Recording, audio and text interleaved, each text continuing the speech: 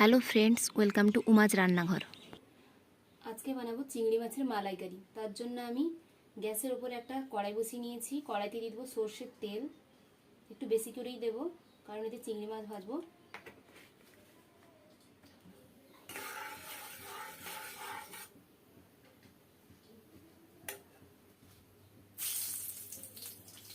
তেলটা গরম হয়ে গেছে, এবারে দিয়ে দেবো চিংড়ি মাছগুলো।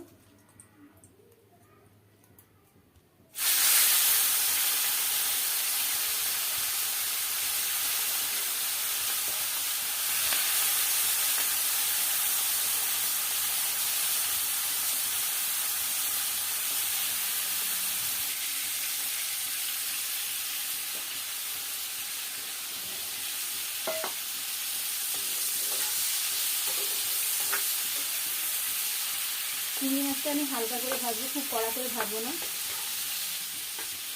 আমি এখানে মাঝারি সাইজের চিংড়ি মাছ নিয়েছি, আপনারা বড় চিংড়ি মাছও নিতে পারেন। এগুলো হালকা ভাজা হয়ে গেছে, এবার এগুলোকে নামিয়ে নেবো।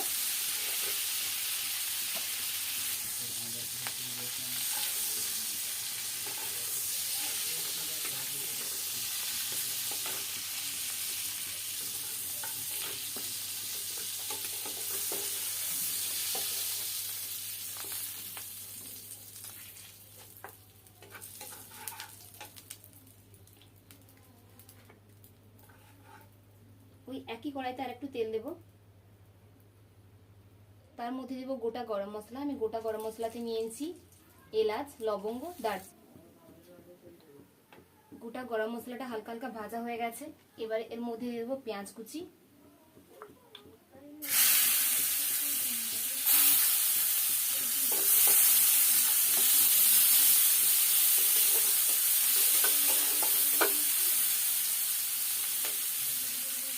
পেঁয়াজটা হালকা ব্রাউন কালার হয়ে গেছে, এবারে দিয়ে দেবো টমেটো কুচি।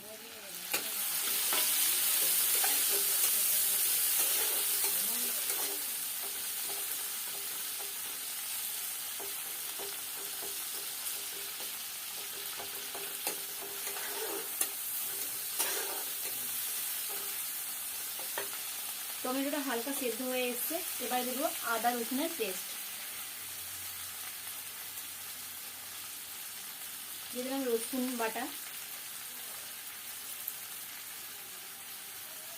আদা বাটা, এবার সব একসঙ্গে মিশিয়ে নেব।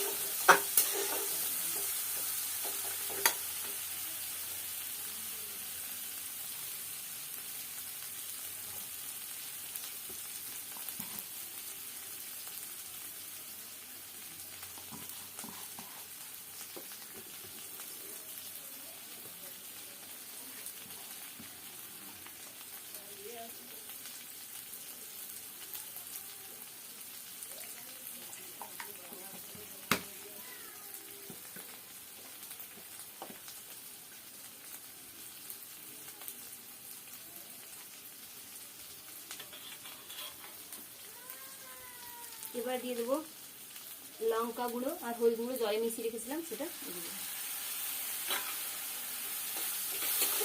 সব ভালো করে একসঙ্গে কষতে নেব।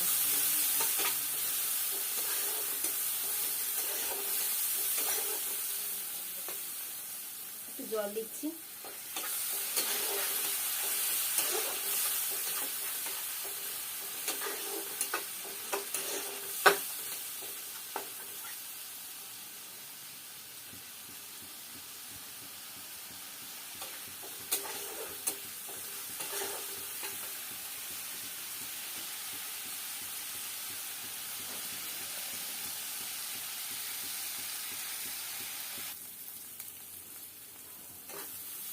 এবার এর মধ্যে দিয়ে দেবো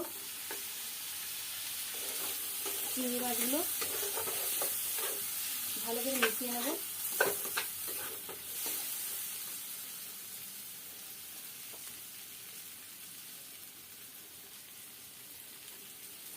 এবার দেবো নারকেলের দুধটা দিয়ে দেবো এখন নুন আর চিনি।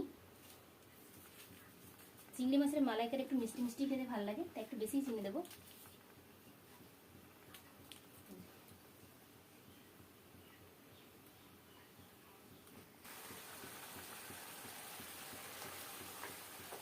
দেখুন বন্ধুরা, ঝোলটা কমে গেছে, কি সুন্দর তেল ছেড়ে দিয়েছে, দারুণ কালার এসছে। চিংড়ি মাছের মালাইকারি আমাদের তৈরি হয়ে গেছে, এবার এটাকে নামিয়ে নেব। দেখুন বন্ধুরা, তৈরি হয়ে গেছে আমাদের দারুণ স্বাদের চিংড়ি মাছের মালাইকারি রেসিপি। আপনারাও বাড়িতে বানান এই রেসিপিটি এবং খান, খেয়ে আমাকে অবশ্যই জানাবেন কেমন হয়েছে। Thank you.